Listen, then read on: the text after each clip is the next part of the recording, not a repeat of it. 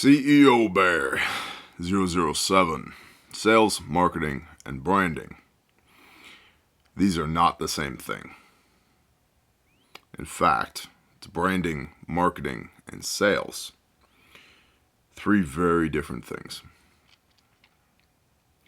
Branding and marketing are relational, sales is transactional, although the goal of marketing is to become transactional. What do I mean by this? Ultimately, the goal is, if you have a business, is to exchange your goods or your services for money, right? That's how businesses operate. If you're not operating profitably, you don't have a business, you have a hobby. Businesses make money, hobbies don't. And it's okay if you have a hobby rather than a business, just treat it as a hobby. Don't go throwing good after bad. What I mean by that is you should be profitable almost immediately. And if you're not profitable almost immediately, something's wrong. Either your costs are too high or your price is too low. Your price should be determined by the value that you bring to market as well as market research. This is not the cheapest first aid kit on the market, but it's the best. High value, right? Then you also want to look at, and this is marketing stuff, by the way, so pay attention. What are your market differentiators? What sets you aside from everybody else? Well, we're made in America. Most first aid kits aren't. We guarantee our stuff unconditionally forever. The vast majority of nylon web gear, let alone first aid kits, are not guaranteed, let alone forever. We've saved 73 lives to date as of the time of this recording. Most first aid kits are just good idea fairy bullshit that use a bunch of low price point components so that the company that's producing the kit can recognize a high level of profit. We don't do that. We're much more dependent on volume of sales at a lower profit margin than we are on selling a few kits at a very high profit margin. That's how we stay in business. We require a certain volume of sales every day in order to keep the lights on because we have a lower profit margin. The reason we have a lower profit margin is because A, we pay our people real money. B, we use real components. C, we make things here in the United States of America, which has a higher manufacturing cost than elsewhere. And the market will determine the value of your product. I'll repeat that. The market determines the value of your product, not you. There's price, cost, and value. Price is what you charge for the product. Cost is what it cost you to make the product. Let's say you had a bottle of Motrin, okay? And this bottle of Motrin retails for $100. We're going to use 100 because it's a round number. The best here, the best. So bottle of Motrin, the price is $100. We'll say your cost is $50.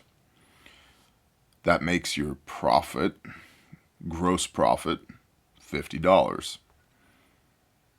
The value is whatever the market determines. If the value of this Motrin exceeds $100, people will buy it. If I think it's worth $100 or more to have this Motrin, I will spend the money, right? And so where sales happen is when the value of the product exceeds the price of the product. When people feel like they're getting more than what they're paying for, or at a minimum an equitable exchange between price and value, you'll have sales. If the price is greater than the value, people don't see the value in their product, they're not going to buy your product. And so that's part of where branding and marketing comes in, is being able to explain the value. That says everything you need and nothing you don't to not die in it. That's pretty valuable, right? Because you get one life. And when you're dead, you're dead. You're all the way dead. You're not coming back. So why not have a good first aid kit to keep you alive, right? And of course, Market differentiator, made in America. So your market differentiators are what makes you different than everybody else. Maybe you're a minority-owned small business. Maybe you employ disabled veterans. Maybe you make the best product or have the best service. Maybe you have excellent customer service. All these are market differentiators, right? Here's a market differentiator. You can only get this camo pattern from us. This is the Origin Woodland Raptor camo. You can only get this camo pattern from us. That's a market differentiator, right? Or maybe it's the functionality of what you do. This comes from us and us only. That's unique. That's a market differentiator, right? So the functionality of what you produce can be a market differentiator. And so as you're developing your product and your business plans, you want to look at what makes us different than everybody else. Why would somebody do business with us? And those things, those market differentiators, go into your marketing strategy. Okay? So again, to reiterate, price, cost, value. The price is what you charge. The cost is what it costs you to produce that product or perform that service. And the value is set by the market. And if the value exceeds the price, people will buy. If the price exceeds the value, people will not buy. And part of your job is not only to have excellent products and excellent services, but is to be able to explain the value to your end user. Why you need this product, why you need a first aid kit, why you need my first aid kit, not somebody else's. See what I mean? Or why you need to hire my plumbing service, not somebody else's. Because we're on time, we keep our equipment and our material is on the truck, so we're not going to waste your time having to run back and forth for stuff. We have an accurate bid system, so you're not going to get surprised at the end of the job. Blah, blah, blah, blah, blah. Here's our references. We do good quality work.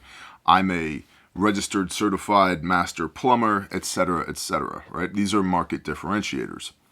So now talking about branding, marketing, and sales. If you think of a funnel, right? The top end of the funnel is branding. What do I mean by branding? If I say, think of boots. Boots.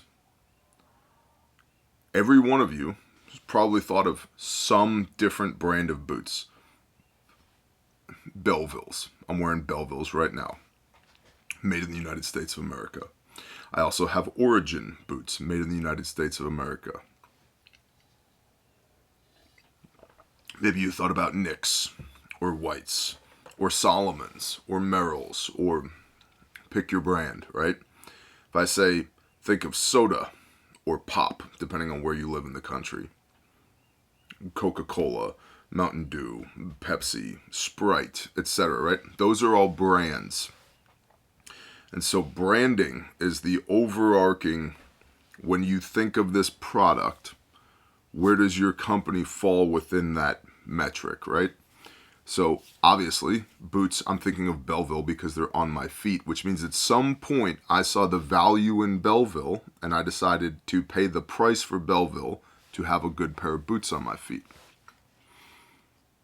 This hoodie, right? There's 1,000 different companies at least that produce hoodies. This one's Origin. What's their market differentiator? Made in America, employing Americans, factory blockchain, right?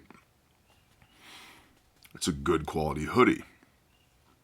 That's branding, right? And a lot of people confuse branding with this logo or this patch. Oh, I got to get my branding down. Negative. Branding, in a nutshell, is how your product or service makes the market feel. And not just, I feel warm because I have this hoodie on. No, I feel good supporting an American company whose ethos matches my ethos. I want to support that company. I want to direct my funds towards that company. So branding is how the customer, how the end user feels about you. And the interesting thing there is no matter how you coordinate the colors within your brand or what logo you come up with or how you present your marketing to the world, thinking that you have control of your brand, that's actually not true. Every single customer that you have and every single potential customer that you have has their own perception of your brand. And so in a nutshell, your brand is the amalgamation of how you make those people feel about you and your product and your service. What are you known for? Right? Refuge Medical. Excellent products. Excellent guarantee. Excellent customer service. Literally, our standard at Refuge is excellence because perfection is not attainable by human beings, but we can aim for excellence, and we do. We had a guy who bought a wound care bucket from refugemedical.com, and it's supposed to come with, say, 25 pieces of gauze. Well, this fella dumped the bucket out and counted every individual piece. Actually, I think it was 50 pieces of gauze. Counted every individual piece. And whoever had built that bucket that day had put 49 of one type of gauze in there, not 50. So he sent us an email. I was like, hey, just letting you know I'm one short. One 5x9 gauze pad short. We sent him another 25, another box of gauze. Sorry, dude.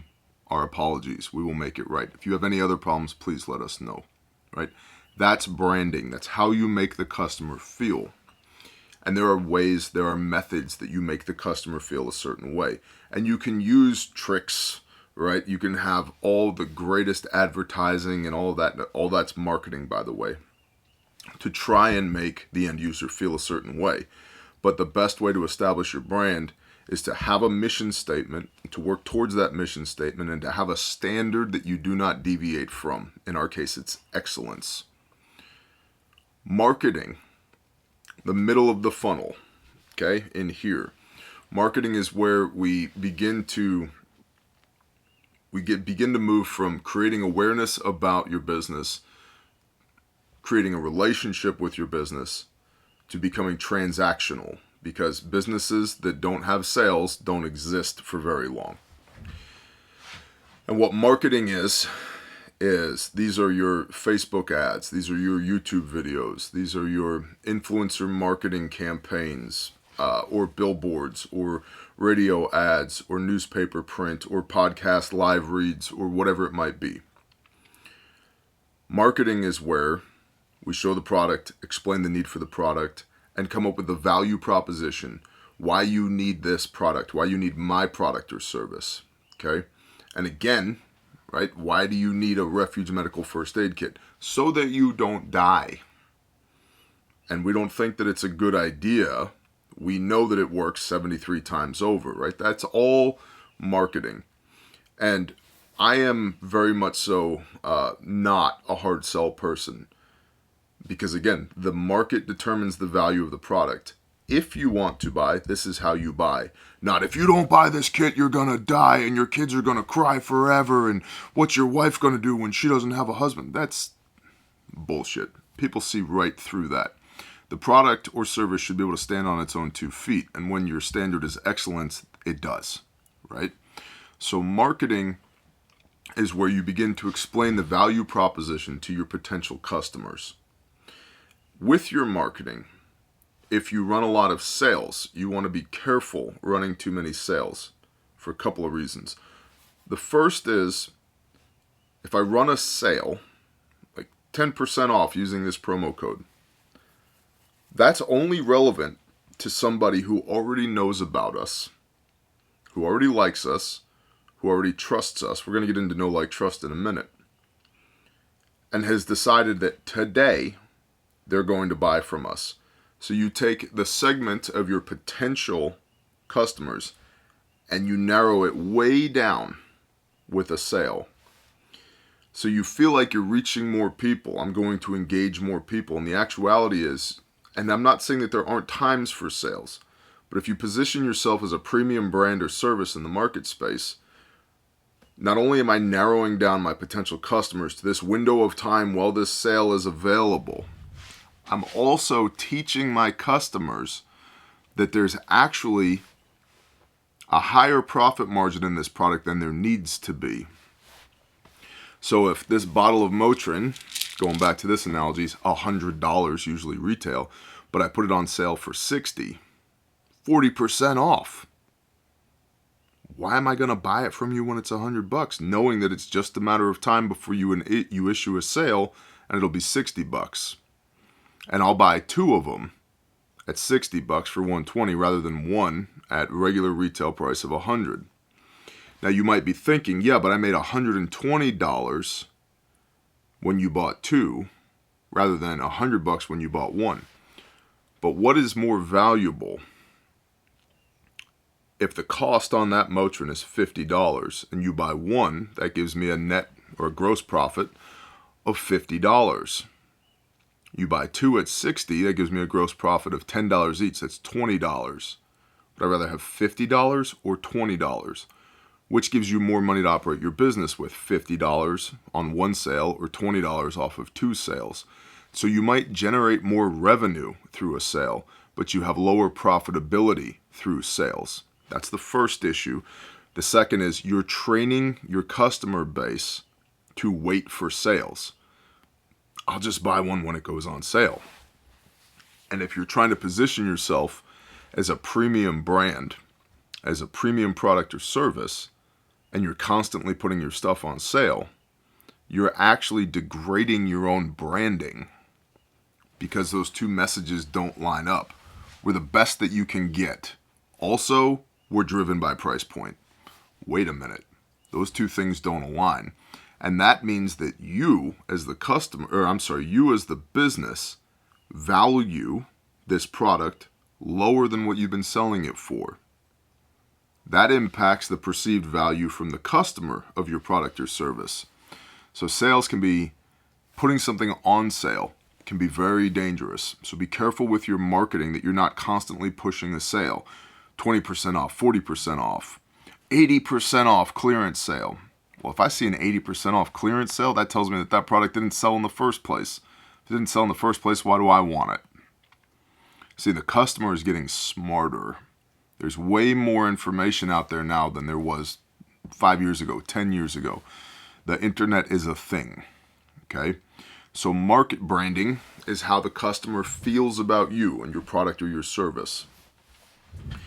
Marketing is how you explain the value proposition to your clients and your potential clients. And people don't buy based on feature set. They buy on how the product makes them feel, okay? Or how the service makes them feel.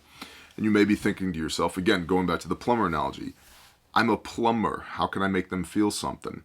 Well, when my main septic or my main sewer line is backed up to my septic tank, I feel pretty stressed about that. And I don't feel good about having to go get covered in shit trying to fix it. I would feel much better if I could trade you some money for you to come fix it.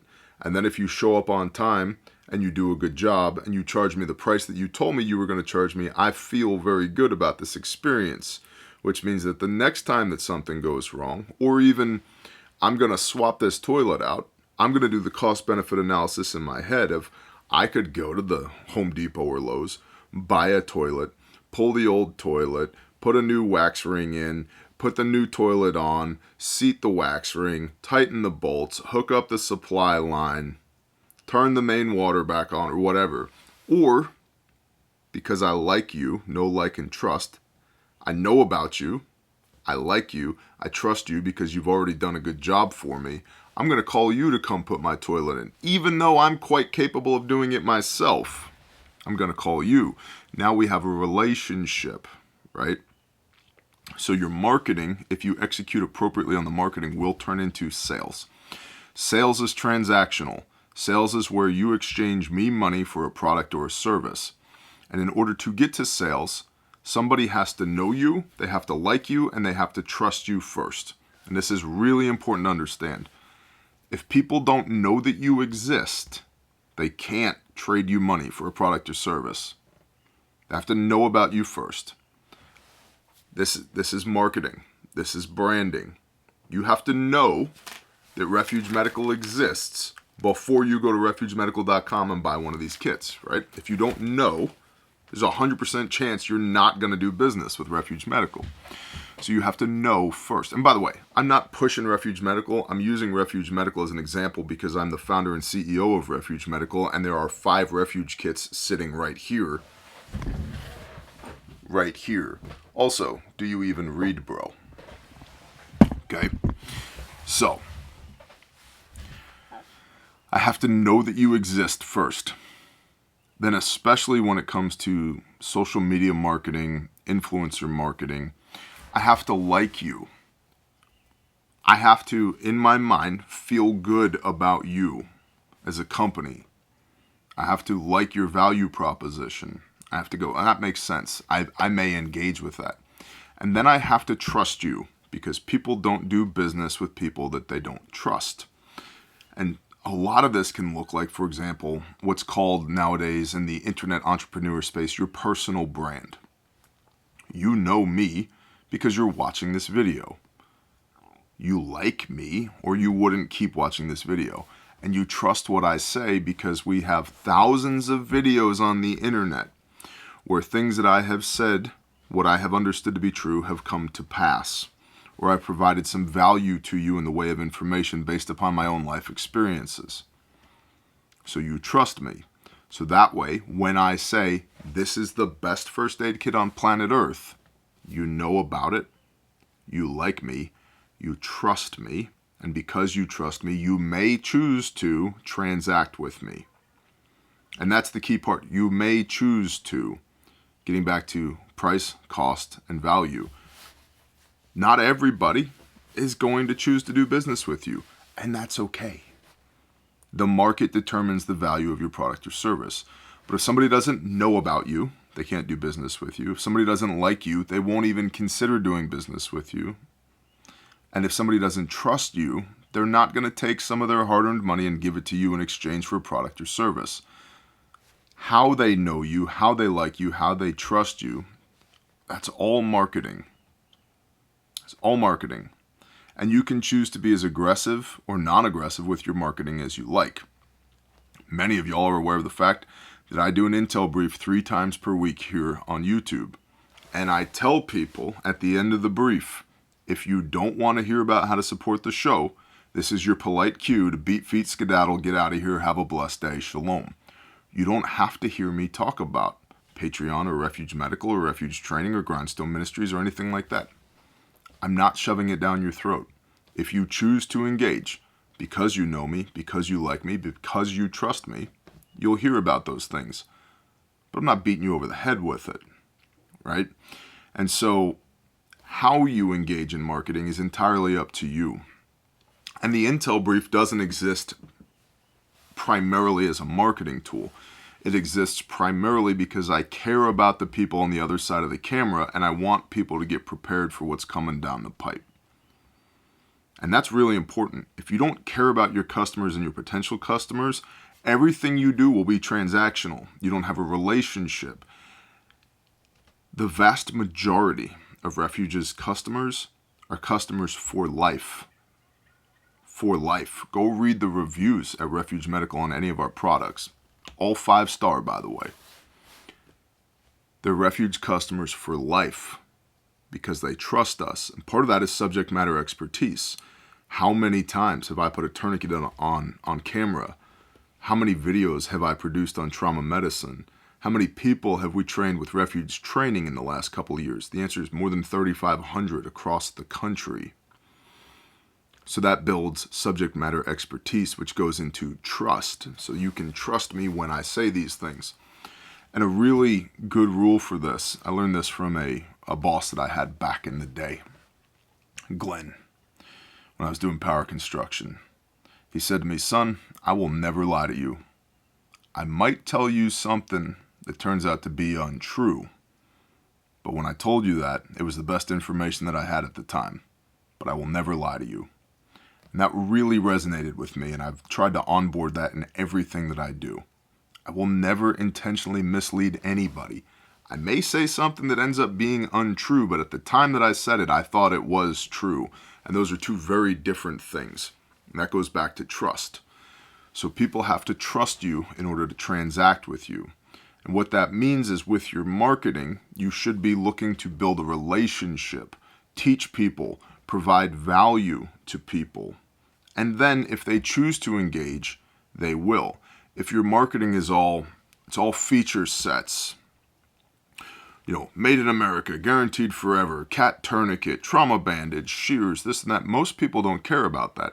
They care about how they feel when they make the purchase. I feel better knowing that I have a really good first aid kit in my vehicle, that if I have a catastrophic motor vehicle accident, I have the tools that I need to not die, or that my wife or my children won't die. That's a really good feeling, right? Be the hero is a catchphrase you may have heard being used at Refuge Medical. You feel like a hero when you save somebody's life. Ask me how I know. And it has all the altruistic benefits of that person's not dead now. Praise the Father, that person's not dead now. So, branding, marketing, sales. Branding is how your customer or potential customers feel about you. The taste that you leave in their mouth every time they say your name, that's branding. I'll give you a perfect example of negative branding. Optics Planet still owes me an LPVO from 18 months ago. And I've sent them a half a dozen emails, either asking for a refund or a shipping date. You know what I've gotten? 0 responses. They took my money. A year and a half later, I still don't have a product. That's bad branding. Oh, I can't believe you'd call somebody out like that. Well, I don't give a shit. That's bad business. That's bad branding. Marketing is, here's this YouTube video. Here's this pre-roll ad. Here's this Instagram post or YouTube video or TikTok or Facebook post or whatever. To a certain extent, explaining the feature set, but really touching on how does this product or service help you so that you will feel better, while also building familiarity, explaining subject matter expertise so that people will know you, like you, and trust you. And that takes time, reps and sets. I've been doing this here on YouTube for over 5 years, pushing 5,000 videos between YouTube and Patreon. Most people know me. Some people like me. And the people that don't like me, I'm not worried about them. They can watch a different channel. That's fine. I'm not trying to convince the people that don't like me to like me. Right? Your vibe attracts your tribe. The people that do like you, that know you and then do like you, it's your job to build trust with those people. And then once you build trust with them, you can offer them the opportunity to engage with your product or service. And that's sales. And sales is transactional. So they're 3 very different things: branding, marketing, and sales. They're all predicated on somebody has to know you, somebody has to like you, somebody has to trust you before you're ever going to get a dime of their money. Especially in today's day and age where finances are tightening up for everybody. I hope this helps. CEO Bear 007. Branding, marketing, and sales. Hit me in the comments. What do you want to see from CEO Bear next? I appreciate y'all. Have a blessed day. Shalom.